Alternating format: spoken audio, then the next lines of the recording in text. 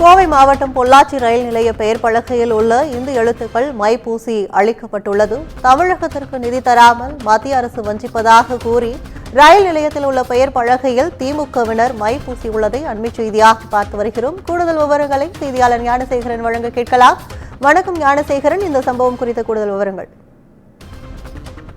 மத்திய அரசு தமிழக அரசுக்கு வழங்க வேண்டிய நிதியை தராமல் காலம் தாழ்த்துவதற்கு எதிர்ப்பு தெரிவித்தும் மும்மொழி கொள்கையில் இந்தி திணிப்பதற்கு எதிர்ப்பு தெரிவித்தும் பொள்ளாச்சி ரயில் நிலையத்தில் வைக்கப்பட்டுள்ள பெயர் பலகையில் எழுதியுள்ள இந்தி எழுத்துக்களை திமுகவினர் கருப்பு மை பூசி அழித்து போராட்டத்தில் ஈடுபட்டு வருகின்றனர். இதனால் அங்கு பரபரப்பு ஏற்பட்டது.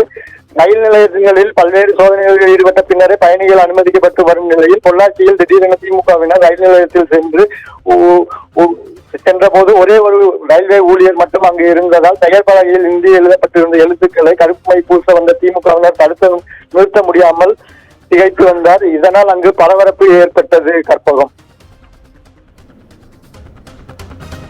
விவரங்களுக்கு நன்றி ஞானசேகரன்.